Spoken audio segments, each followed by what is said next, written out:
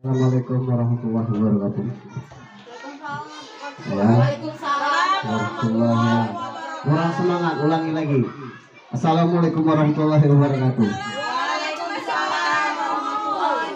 Ya, terima kasih ibu-ibu sudah datang, sudah hadir ya, sudah hadir di diseminasi aksi nyata atau praktik baik dari program pendidikan guru penggerak yang temanya budaya positif ya.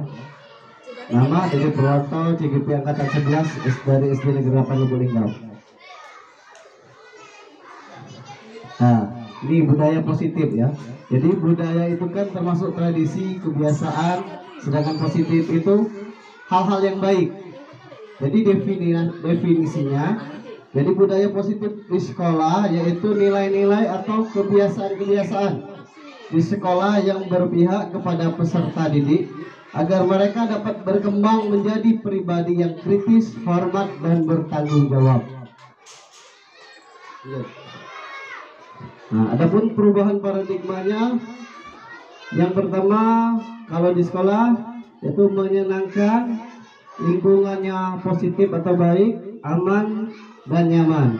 Adapun tujuan dari perubahan paradigma yaitu murid ya, agar murid dapat berpikir, bertindak, mencipta, mandiri, dan bertanggung jawab. Perubahan paradigma ya, yang pertama disiplin tadi. Disiplin itu ada teori kontrol, terus kontrol guru dalam menghadapi murid. Perubahan paradigma atau teori kontrolnya dari Dr. William Glasser dalam kontrol teori yang kemudian hari berkembang dinamakan choice theory, meluruskan beberapa miskonsepsi tentang makna kontrol. Yang pertama, ilusi guru mengontrol murid. Yang kedua, ilusi bahwa semua penguatan positif efektif dan bermanfaat. Ilusi bahwa kritik dan membuat orang merasa bersalah dan dapat menguatkan karakter. Terus ilusi bahwa orang dewasa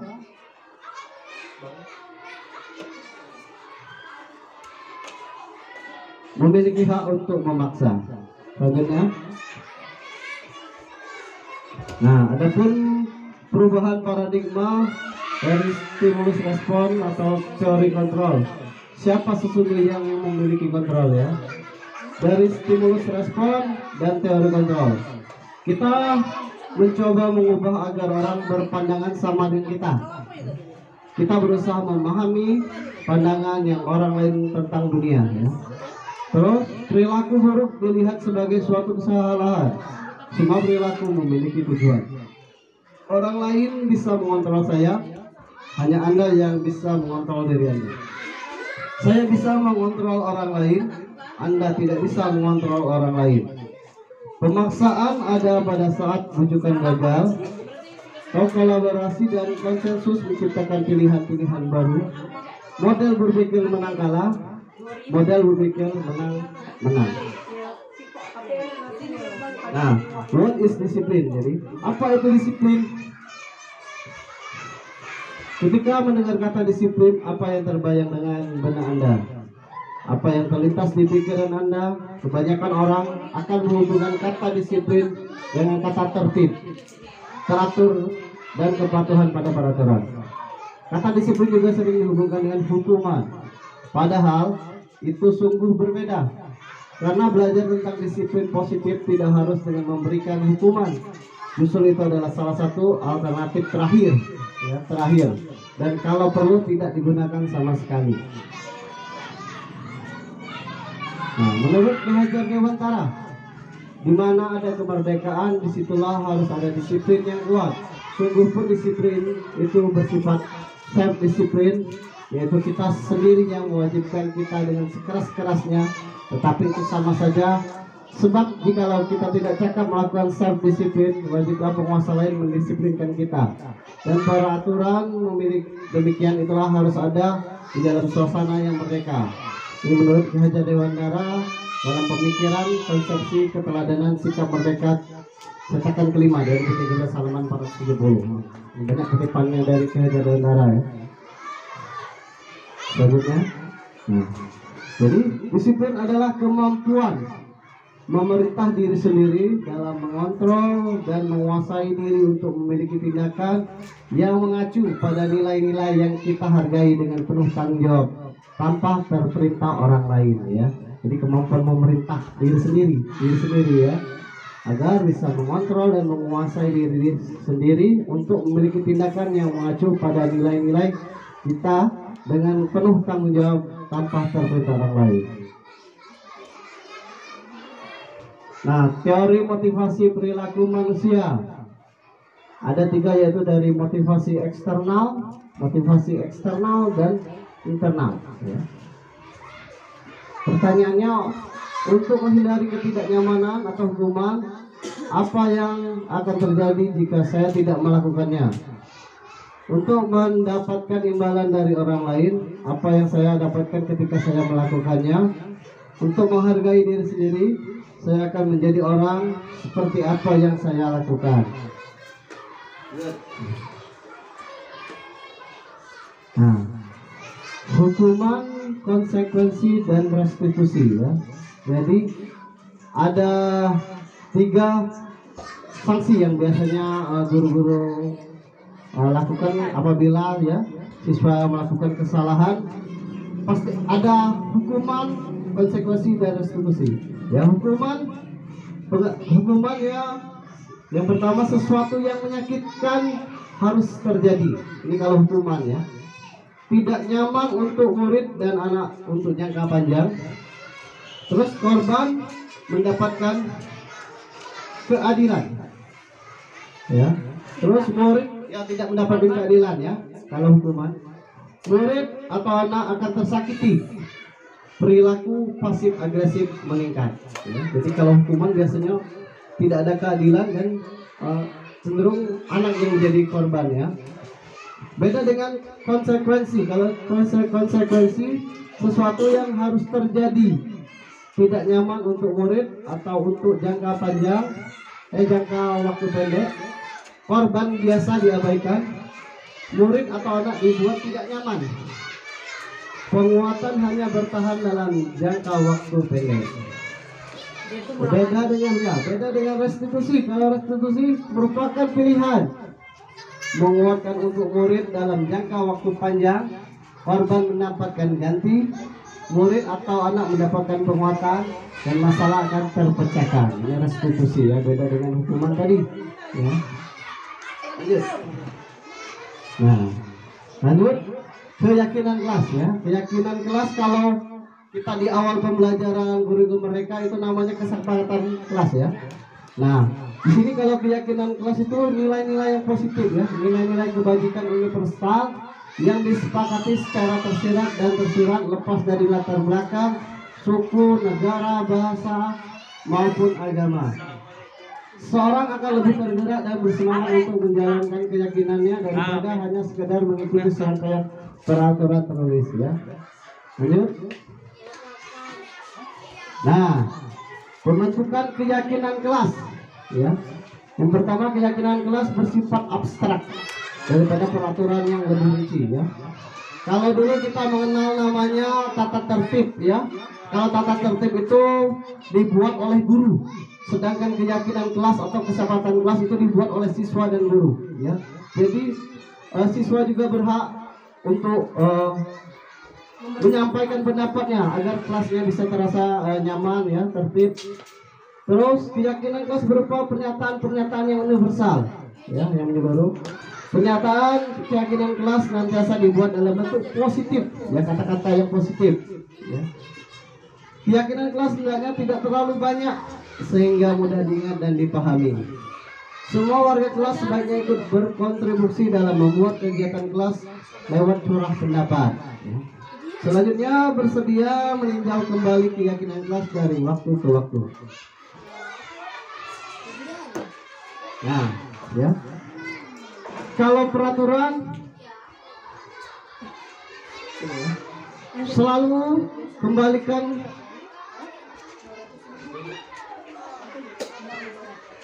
Ya.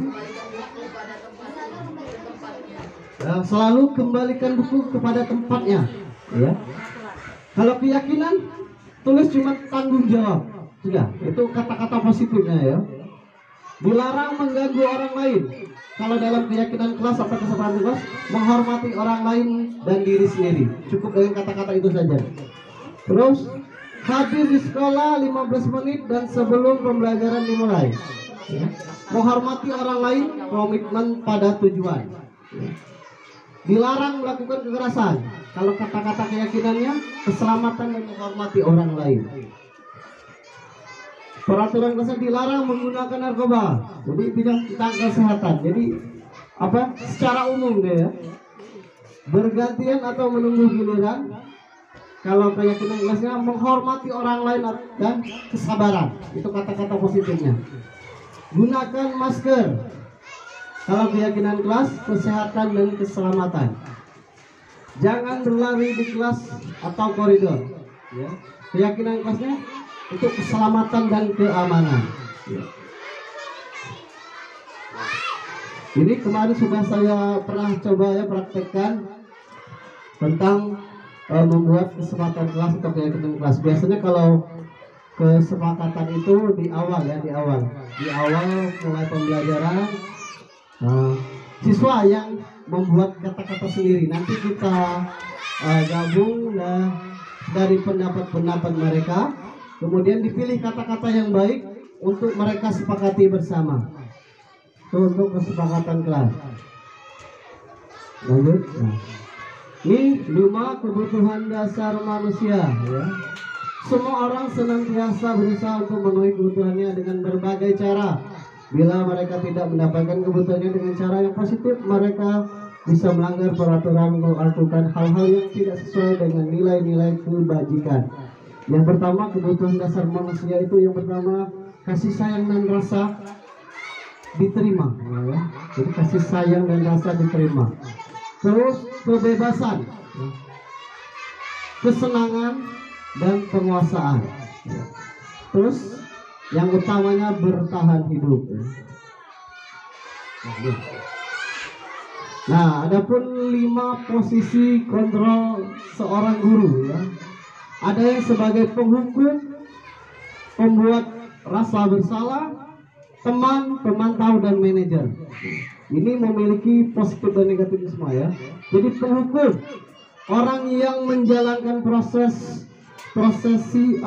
penghukum senantiasa mengatakan bahwa sekolah memerlukan sistem atau alat yang dapat dibuat oleh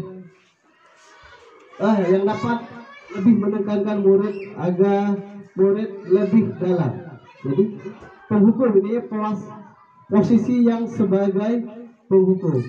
Selanjutnya pembuat rasa bersalah. Pembuat rasa bersalah akan menggunakan keheningan yang membuat orang lain merasa tidak nyaman, bersalah atau rendah. Jadi selanjutnya posisi sebagai teman guru. Pada posisi ini tidak akan menyakiti murid, namun akan tetapi berupaya mengontrol murid secara persuasif. Sebagai pemantau ya, posisi sebagai pemantau berawal dari teori stimulus respon yang menunjukkan tanggung jawab guru dalam mengontrol murid ya. Terus sebagai manajer, posisi di mana guru berbuat sesuatu bersama dengan murid, mempersilahkan murid mempertanggungjawabkan perilakunya, mendukung murid agar dapat menemukan solusi atau permasalahan sebenarnya ya. Jadi 5 posisi kontrol ini sering kita pakai untuk menasihati murid atau memberikan agar murid itu mengakui ya kesalahannya. Dari biasanya yang kita gunakan adalah posisi penghukum. Ini yang paling sering ya, penghukum. Kalau membuat rasa bersalah itu jarang kita gunakan. Kalau teman, pemantau lah, apalagi yang manajer. Kalau manajer ini yang lebih pas ya. Selanjutnya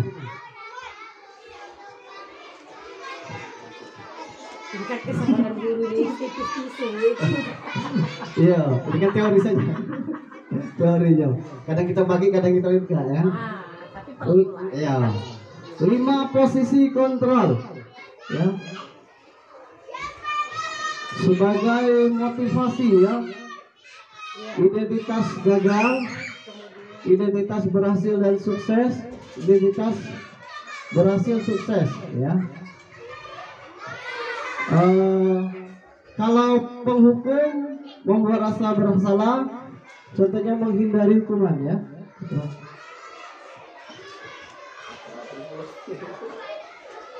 Mengharapkan imbalan atau ketergantungan pada orang lain, itu sebagai teman dan pemantau. Menghargai diri sendiri sebagai manajer ya.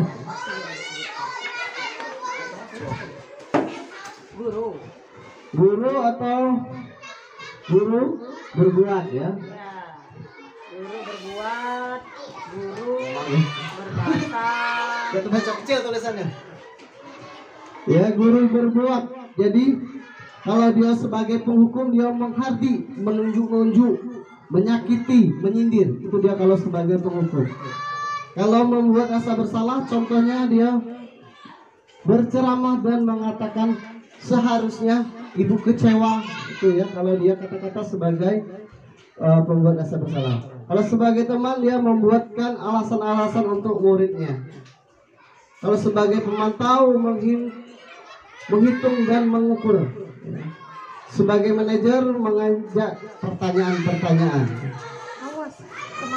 Itu kalau guru berbuat. Kalau guru berkata, kalau sebagai penghukum, kalau kamu tidak melakukannya, awas ya, rasakan. Itu biasanya kata-kata yang digunakan sebagai penghukum ya. Mengancam. Iya, berupa ancaman dia. Membuat rasa bersalah.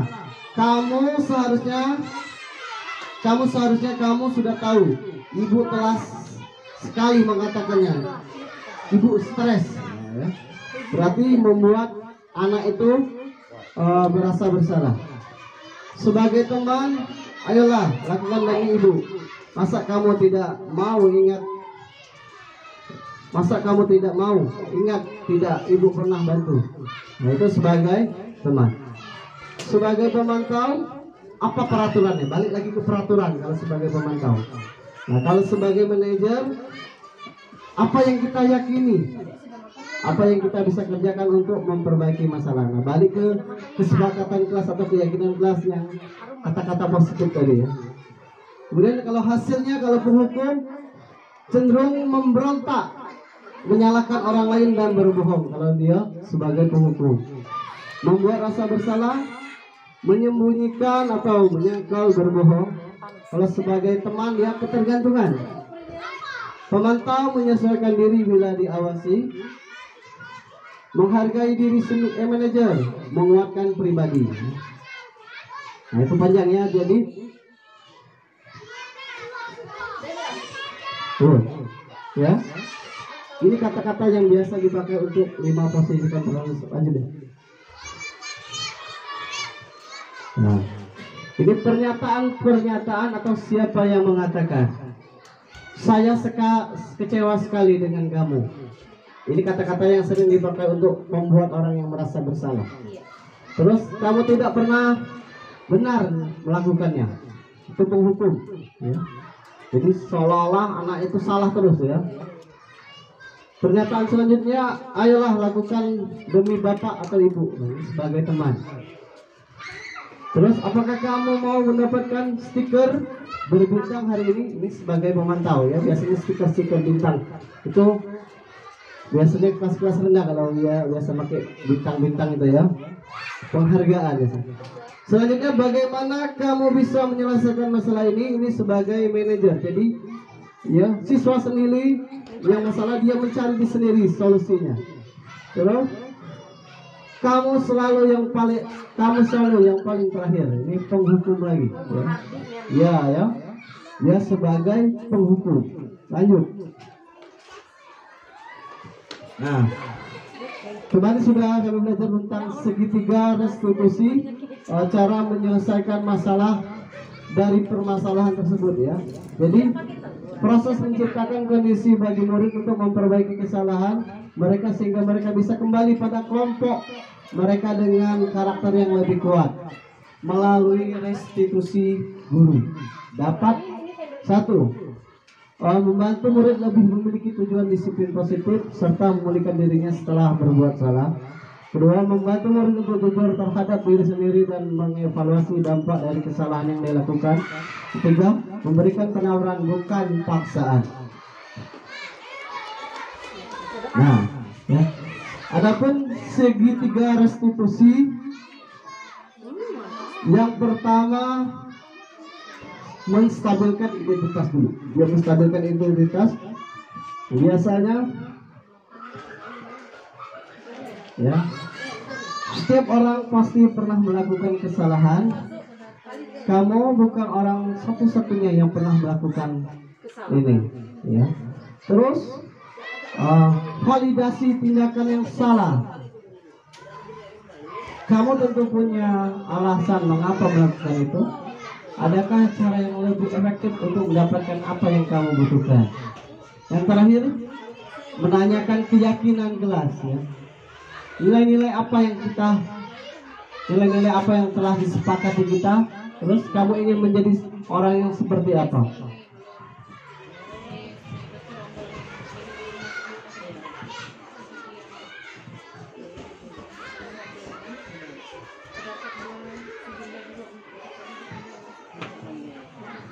Untuk menstabilkan identitas, ada tujuannya, yaitu mengubah identitas anak dari orang yang gagal karena melakukan kesalahan menjadi orang yang sukses.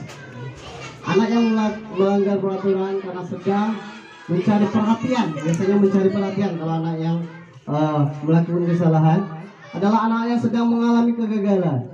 Dia mencoba untuk memenuhi kebutuhan dasarnya, namun ada benturan. Kalau kita mengkritik dia, maka kita akan tetap membuatnya dalam posisi gagal. Kalau kita ingin ia menjadi reflektif, maka kita harus meyakinkan si anak. Terus setelah menstabilkan kelas, kita validasi tindakan yang salah. Kita tanyakan lagi mengapa dia bisa berbuat seperti itu, ya. Seorang guru yang memahami teori kontrol pasti akan mengubah pandangannya dari stimulus respon ke cara berpikir proaktif yang mengenali tujuan dari setiap tindakan. Kita mungkin tidak suka sikap seorang anak yang terus-menerus merengek, tapi bila sikap itu mendapat perhatian kita, maka itu lebih memenuhi kebutuhan anak tersebut. Selanjutnya, setelah tadi validasi, kita menanyakan keyakinan. Kembali lagi, hal-hal apa yang kita sepakati bersama tadi, mengapa dia melakukan pelanggaran tadi. Teori kontrol menyatakan bahwa kita pada dasarnya termotivasi secara internal ketika identitas sukses telah tercapai. Langkah 1, dan tingkah laku yang salah divalidasi. Langkah 2, maka anak akan siap untuk dihubungkan dengan nilai-nilai yang dia percaya dan berpindah menjadi orang yang dia inginkan. Terima kasih. Thank you. Salam sehat dan bahagia. Ya, kita tutup acara diskriminasi ekstrim ini. Apabila saya ada kata-kata salah, saya mohon maaf, pada Allah mengampun. Assalamualaikum warahmatullahi wabarakatuh. Keyakinan kelas itu apa, nak? Ada yang tahu?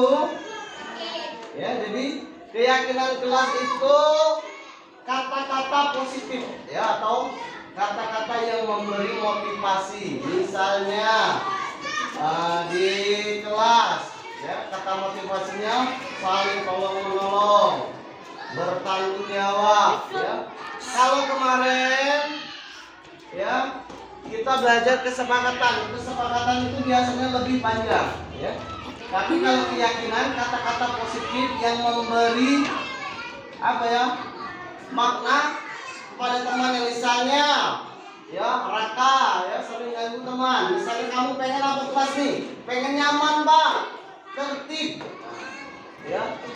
Jadi kita sepakati bersama-sama kata-kata yang membangun. Boleh bebas, jujur, bertanggung jawab, terserah kamu kata-kata ya, agar kelas ini bisa nyaman, bisa apa, ya. Kamu tempelkan ini di belakang, ditempelan, ya. Kamu tulis di sini, ya. Tulis kata-kata positif, ya. Jujur, apa, saling tolong menolong, bertanggung jawab, bebas. Ya. Beda-beda ya. Sama ya. Nah, dia tempel di papan tulis, tempelnya di sini. Ya. Bukan ya.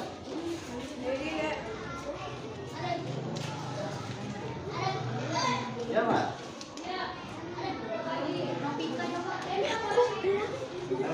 Sampai.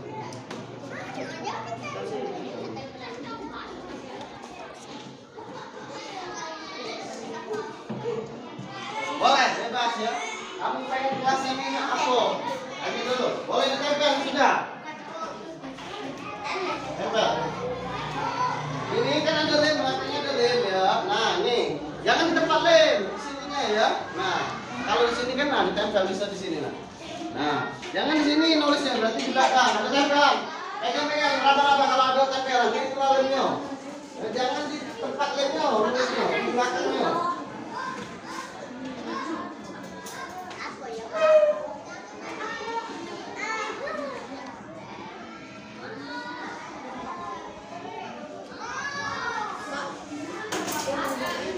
Oh, ada lemnya, itu nggak ada lemnya. Kalau lemnya di sini, berarti tulisnya di depannya, jangan di lem. Kalau lemnya di mana? Nah, berarti kalau tulisnya di sini. Tulisnya jangan di lem. Ya kalau lemnya di depan, kamu tulisnya di belakang. Pasti nah, ini kan di belakang lah. Dan kalau sudah di sini ya. Ini yang mana? Nah, betul. Ya. Tulis di sini ya, tempel di sini. Boleh, tengok rekam. Nah. Ya, boleh. Nah.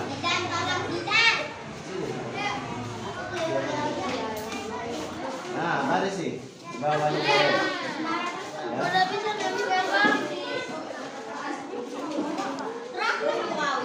Apa? Masalah. Nah, kamu terbalik dong. Kalau lemnya di sini, kalau lemnya di sini, kamu di depan. Kalau lemnya di belakang, kamu nulisnya di depan, jangan dekat lem. Ya udah tempel. Ya.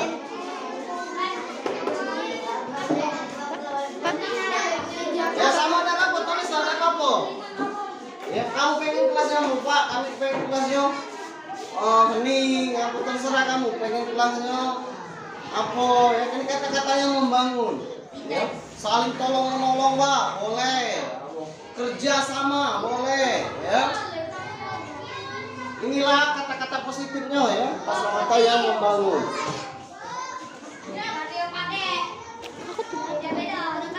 Boleh sama udah apa jadi kita sepakati bersama yang mana.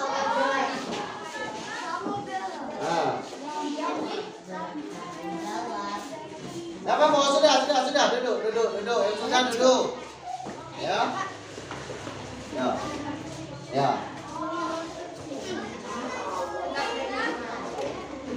Pak kami pengen fokus belajarnya boleh Pak pengen belajar ini terserah kamu jadi buat kita sepakati bersama ya sudah kalau sudah nempel duduk tempel lagi tempel lah.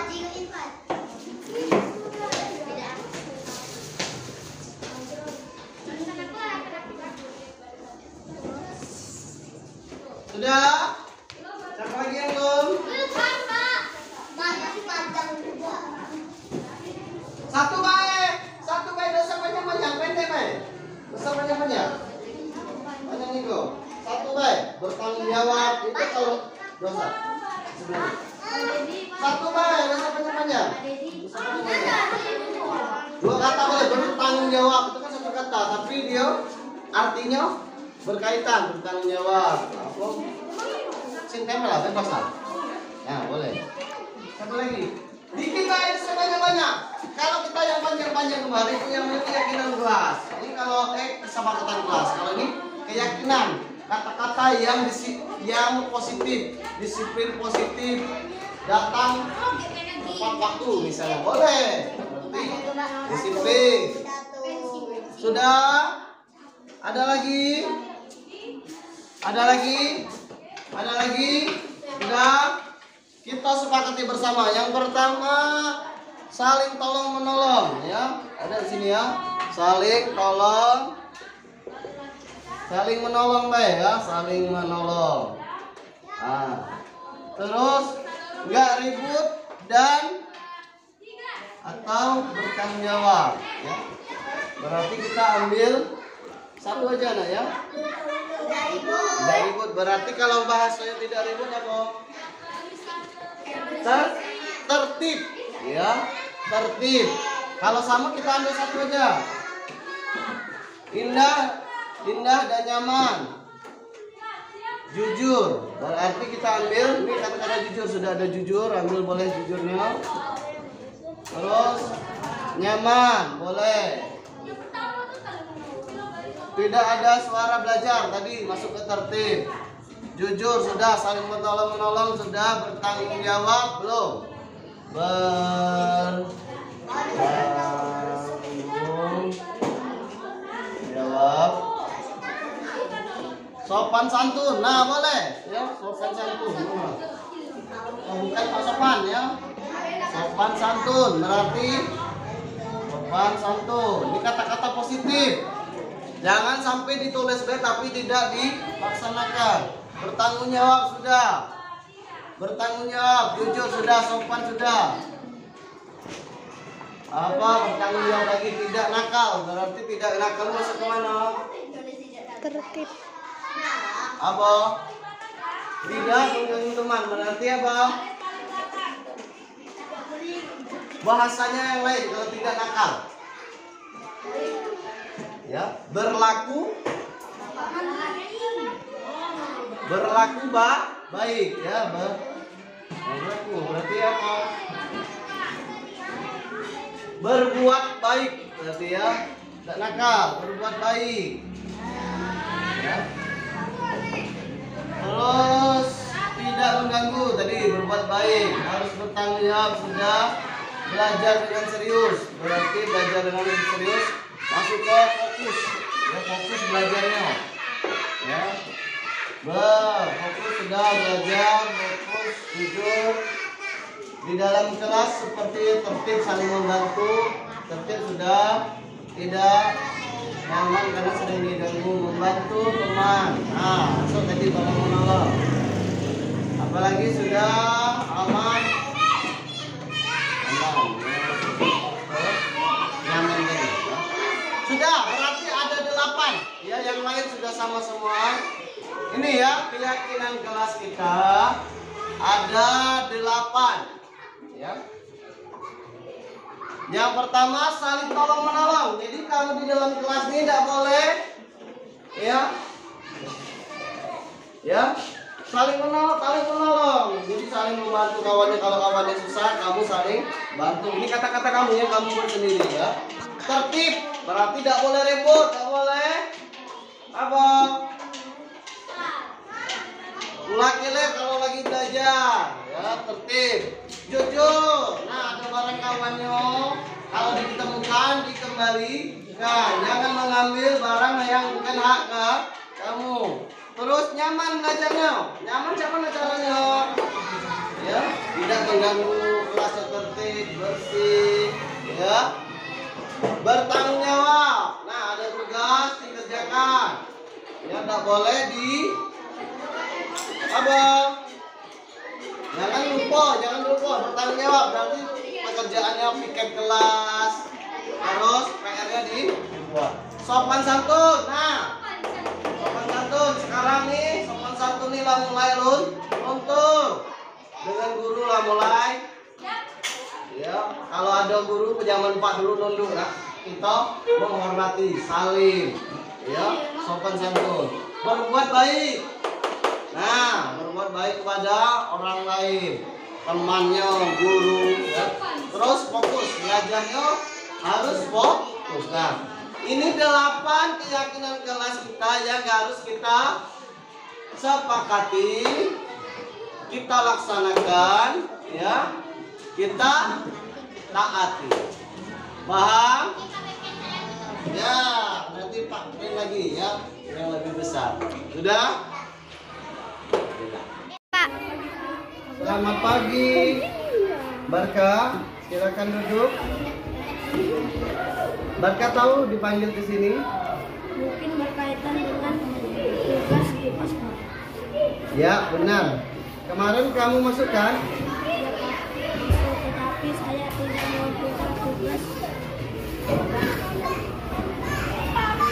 Barka, semua orang pernah melakukan kesalahan.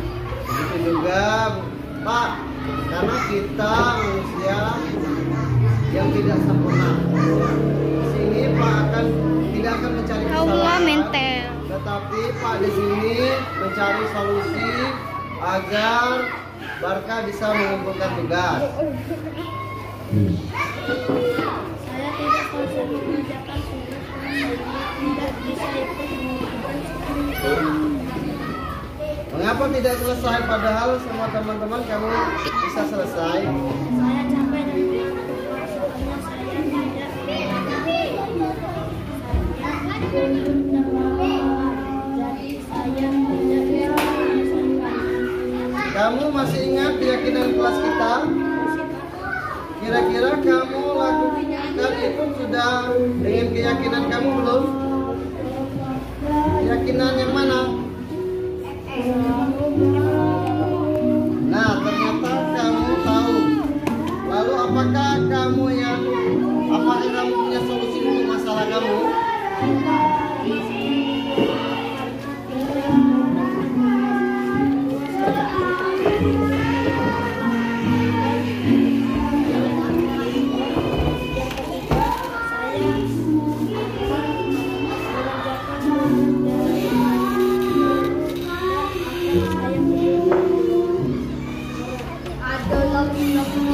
Baik, terima kasih Pak. Apresiasi tanggung jawab dan jawabanmu. Dan kamu boleh kembali untuk istirahat. Bagaimana kabarmu Fatimah? Ya, syukurlah kalau baik. Sehat tidak? Fatimah, Pak mau bertanya. Kira-kira tahu nggak Fatimah dipanggil ke sini? Tadi Fatimah ke sekolah pukul berapa datangnya? Baik, pukul 7 lebih 5 menit ya. Fatimah tahu tidak sekolah kita masuk pukul berapa?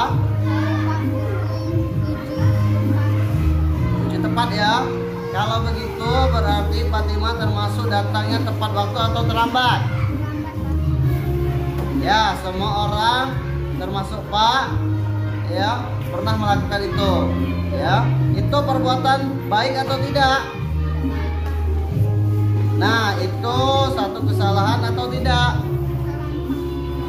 Ya, kesalahan ya.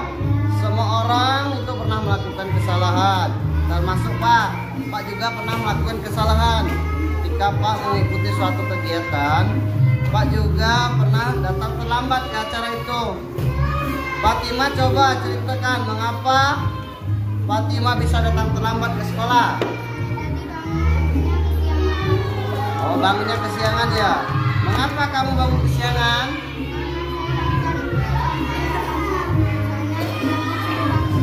Oh, seru ya. Fatimah senang film itu ya. Nah, kamu masih ingat dengan keyakinan yang sudah kita sepakati bersama? Coba itu apa? Komitmen ya. Ya, sudah. Kalau Fatimah sudah meyakini keyakinan atau kesepakatan kita, boleh duduk Fatimah.